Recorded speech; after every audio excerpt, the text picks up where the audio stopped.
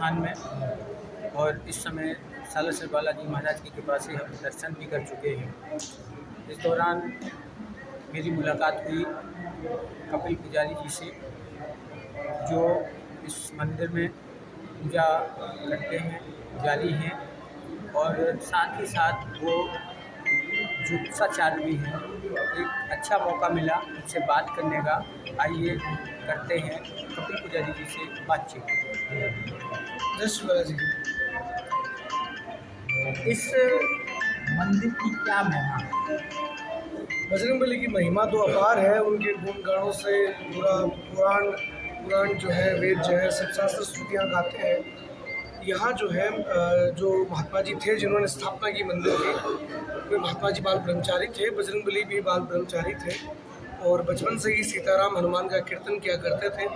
और बालाजी महाराज उन पर प्रसन्न होकर यहाँ स्वयं प्रकट हुए, और स्वयं वो हनुमान है, जमीन से निकली हुई प्रतिमा है।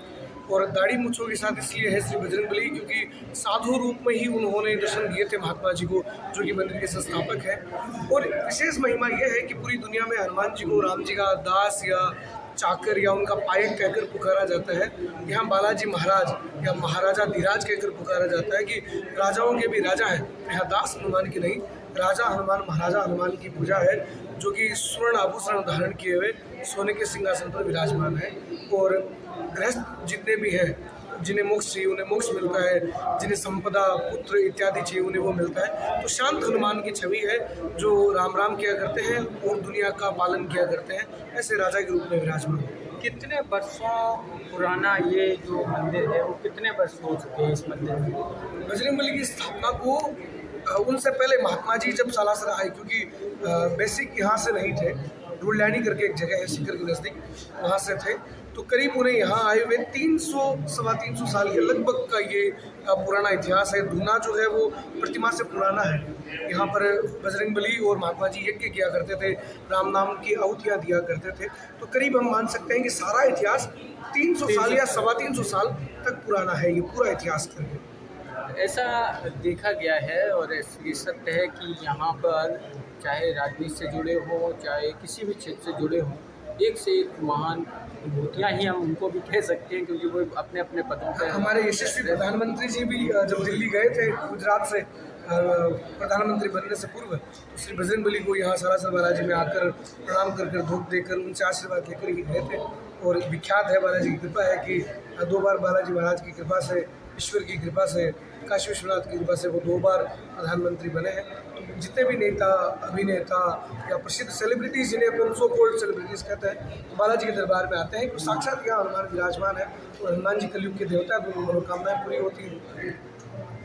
साथ में जब ये बातचीत चल रही और ये एक्चुअली ज्योतिषाचार्य भी हैं, तो एक चीज़ ज़रूर पूछने जैसा होता है कि, और वो भी देश से संबंधित, कि जो परिस्थितियाँ हैं उस परिस्थिति से आप भविष्य इस देश का क्या है, तो एक ज्योतिषाचार्य के हिसाब से आप क्या मानते हैं? जिस तरह की वर्तमान ग्रहों की परिस्थितियां हैं और जिस प्रकार से भारत की वर्तमान शैली विश्व में विख्यात हो रहा है, भारत यशस्वी प्रधानमंत्री जो है भारत के बहुत अच्छा कार्य कर रहे हैं।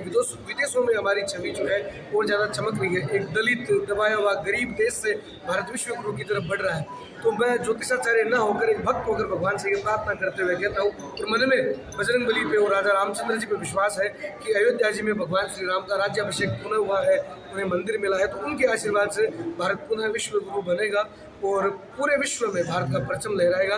यही स्वर्णिम भविष्य मुझे दिख रहा है मेरी तरफ से, और मेरी यही भावनाएं हैं। लेकिन एक ज्योतिष के अनुसार क्या गणना है इस देश की भविष्य की? यूँ है कि काल जो होता है वह दोबारा आता है, कहता है ना कि बीता हुआ पुनः आता है। तो पुनः उस प्रकार के ग्रह गोचर जो है वो बन रहे हैं धीरे धीरे आने के समय में, कि विश्व में भारत का परचम पुनः लहराए। इसके लिए भगवा ऊंचा हो, हिंदुत्ववादी जो ये भावनाएं जागृत हो रही है हमारी जो जनसंख्या में, वैश्विक हिंदू परिषद जो है, ये जो भी है, आगे हिंदुत्व बलवान हो रहा है। इसका रीज़न ये है कि बृहस्पति ग्रह जो होता है वो आध्यात्मिक ग्रह होता है, भावनाओं का ग्रह होता है। ये जो ग्रह माना जाता है ये पूजा पद्धति और ट्रेडिशन जिसे अपन कहते हैं से जुड़ा हुआ होता है। तो बृहस्पति ग्रह मजबूत है और आगे भी मजबूत हो रहा है। मोदी जी कुंडली में बलवान है, योगी जी की कुंडली में बलवान है, तो जो शासन करता जो राजा होता है यदि उसकी कुंडली बलवान होती है तो प्रजा भी सुखी रहती है। तो उनकी कुंडली के विश्लेषण से मैं ये कह सकता हूँ, भारतवर्ष की कुंडली न कहकर उनकी कुंडली के विश्लेषण से ये कह सकता हूँ कि भारत आगे प्रगति करेगा। ग्रहों की भी चाल भी इस तरह की मुझे नज़र आती है। तो ये थे कपिल पुजारी जी, जिन्होंने हमने ख़ास तौर पर हमारा जो आज दर्शन का वो था शुभ अवसर हम कह सकते हैं हमारे लिए तो, लेकिन ये इसके साथ ही शुभ अवसर ये भी था कि हम इस मंदिर की महिमा आम लोगों तक अपने इस चैनल माध्यम से पहुंचाएं। तो उन्होंने विस्तार पूर्वक बताया और साथ ही ये जिज्ञासा भी थी कि आखिरकार हमारा जो परिस्थितियां देश की हैं कि वो किस परिस्थिति से देश का भविष्य होगा, तो उसके बारे में सकारात्मक कैलकुलेशन ज्योतिष के अनुसार है।